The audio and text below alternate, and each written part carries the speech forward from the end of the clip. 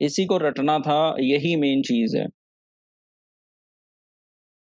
हाँ, अभी सुन रहे हैं सब प्लीज़ ज़रा बता दें, ये चीज़ है असल कि इन्फ्लेशन जब इंक्रीज़ होती है, तो चीज़ों की कीमतें बढ़ना शुरू हो जाती हैं। जब चीज़ों की कीमतें बढ़ना शुरू हो जाती हैं, तो चीज़ें बिकना कम हो जाती हैं। जब चीज़ें कम बिकेंगी मतलब डिमांड कम हो गई, सप्लाई बढ़ गई। सप्लाई का मतलब ये है कि चीज़ें पड़ी हुई हैं, उसको खरीदने वाला कोई नहीं है।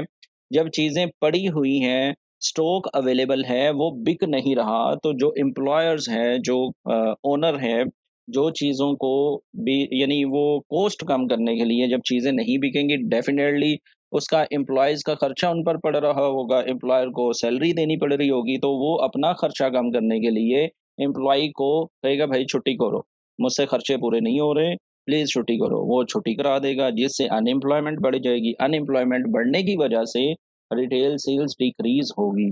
जबकि आप लोग कह रहे हो रिटेल सेल्स बढ़ेगी, कैसे बढ़ेगी? क्योंकि चीज़ें तो महँगी हो रही हैं, लोग कहते हैं यार चलो आज नहीं मैं लेता, जैसे हम उम्मीद लगा के बैठे थे कि चलो बजट आएगा उसमें कुछ ना कुछ चीज़ें सस्ती होंगी, लेकिन वो तो और बढ़ गई। लेकिन कहने का ये मतलब है कि जब मुझे ये पता है कि पाकिस्तान में अभी प्रॉपर्टी का बुरा हाल है, मेरे पास पैसे पड़े हैं, मैंने बैंक में रखे हुए हैं, मैं प्रॉपर्टी नहीं खरीद रहा क्योंकि मुझे पता है मुझे एट लीस्ट 15 टू 22% जो है वो गवर्नमेंट को देना पड़ेगा। 1 लाख में 22,000 रुपए मैं क्यों दूँ गवर्नमेंट को?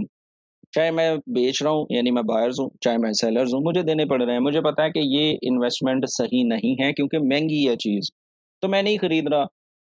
यहाँ पे प्रॉपर्टी वाले जो है रो रहे हैं। मेरी कल एक बंदे से बात हो रही थी, जिससे मैंने ये घर खरीदा है जो मेरा अपना है। वो मुझे बता रहा था कि भाई कोई बंदा भी प्रॉपर्टी में आना नहीं चाह रहा। रीज़न? क्योंकि चीज़ें जो हैं वो बहुत ज़्यादा महँगी हो चुकी हैं। अभी नॉन फाइलर पर इतने ज़्यादा टैक्सेस उन्होंने इम्प्लीमेंट कर दिए हैं, लोग पैसे ही नहीं निकाल रहे। जब लोग खरीद ही नहीं रहे तो मतलब सप्लाई बढ़ी हुई है। और उसके चलते हुए रिटेल सेल्स जो है, retail sales by the way हमने डिस्कस करना है आज, वो डिक्रीज़ होगा और जब वो डिक्रीज़ होगा प्रोड्यूसर जो हैं, जो चीज़ें बना रहे हैं, वो चीज़ें बनाएँगे नहीं। जब डिमांड ही नहीं होगी तो वो चीज़ें कैसे बनाएँगे? और इसके चलते हुए इकोनॉमी का पहिया जाम हो जाएगा और जीडीपी डिक्रीज़ होगा, GDP decrease, economy bad, currency weak. ये कहानी थी जो कि मैंने लास्ट टाइम आपको एक्सप्लेन करने के साथ-साथ ये वाली स्लाइड जो है मैंने ग्रुप में भी शेयर की हुई थी।